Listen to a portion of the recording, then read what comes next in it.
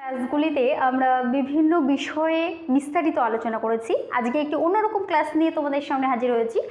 যেহেতু পরীক্ষার সামনে প্রত্যেকেরই পরীক্ষা চলে এসেছে, তাই আজকে আমরা একটু বেশ কিছু কোশ্চেন সলভ করব। এমসিকিউ কোশ্চেন সলভের মাধ্যমে বিভিন্ন যে আমাদের সমস্যা রয়েছে প্রত্যেকেরই একটা, যে এটা কেন হলো না, এই অ্যান্সারটা কেন হলো, সেই বিষয়টাই কিন্তু আজকে তোমাদের সঙ্গে আলোচনা করব। তো চলো, ফার্স্ট কোশ্চেন,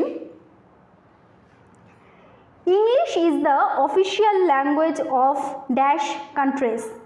ইংলিশ আমাদের কটি কান্ট্রিজের অফিসিয়াল ল্যাঙ্গুয়েজ?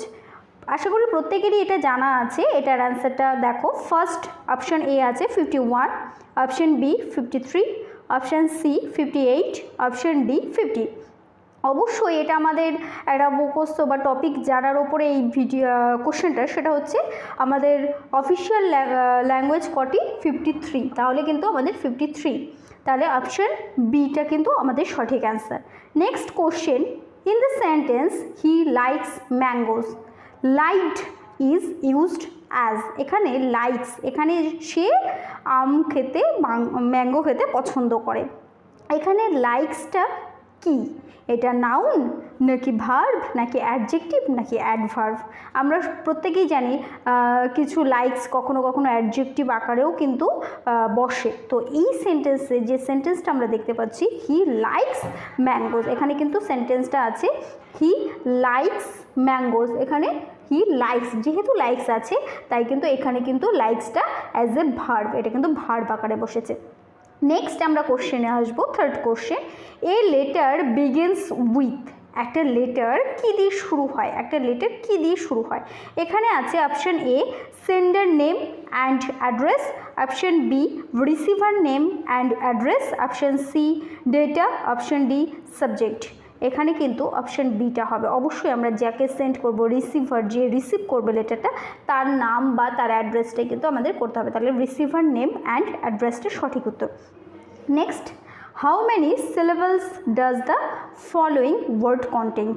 এই যে একটা ওয়ার্ড দেওয়া আছে পার্সেল, এই পার্সেল ওয়ার্ডটার মধ্যে কটা সিলেবলস আছে, কটা সিলেবলস আছে সেটা কিন্তু আমরা দেখব। অপশান এ আছে 2, option B 6, option C 3, option D 4। Answer হবে অপশান এ 2। যেরকম উচ্চারণ যদি আমরা একটু করি, পার্সেল, নট পারসেলো। আমরা কিন্তু কখনোই পারসেলো এরকম বলি না, আমরা বলি পার্সেল। তো অপশান হবে পার্সেল। নেক্সট আসছে, হি মেড দিস কেক, সে এই কেকটি তৈরি করেছে। কি বলেছে? ইউজ প্রোনাউন, প্রোনাউন বসাতে হবে। এখানে অপশান আমরা পাবো ইটসেলফ, হারসেলফ, মাইসেলফ, হিমসেলফ। তাহলে অ্যান্সারটা কি হবে? অবশ্যই কিন্তু হিমসেলফ হবে। কেন? যেহেতু কোশ্চেনে আছে হি মেড দিস কেক, হি, এখানে কে তৈরি করেছে? হি, সে তৈরি করেছে। এখানে সে বলতে যদি আমি বলি যে হার হতো সি, কিন্তু হার তো মেয়েদের ক্ষেত্রে হয়, তাই না? সি যদি থাকতো তাহলে হার হতো, তাহলে কিন্তু অপশানটা হবে হিমসেলফ। নেক্সট কোশ্চেন আমরা আসব, is this a lion dash a tiger? কি বসাতে বলেছে? কনজাংশন বসাতে বলেছে। তাহলে অবশ্যই অ্যাজ তো হবেই না। অ্যান্ড আমি যদি বলি একটা বাঘ এবং একটা টাইগার, বা একটা বাঘ কিন্তু একটা টাইগার, কখনোই নয়। তাহলে অ্যান্সারটা হবে অপশান বি, যে অর। অপশানটা কি হবে? Or. Which one is a vowel? এইগুলোর মধ্যে ভাওয়েল কোনটা? এটা প্রত্যেকেরই জানা, আমরা প্রত্যেকে যখন অ শিখেছি তখন এই ভাওয়েল কনসোনান্ট শিখেছি। তাহলে অপশানটা কিন্তু হবে ইউ, কারণ জে, কিউ, ডব্লিউ এগুলো কিন্তু কোনোটাই ভাওয়েল নয়, এগুলো কনসোনেন্ট।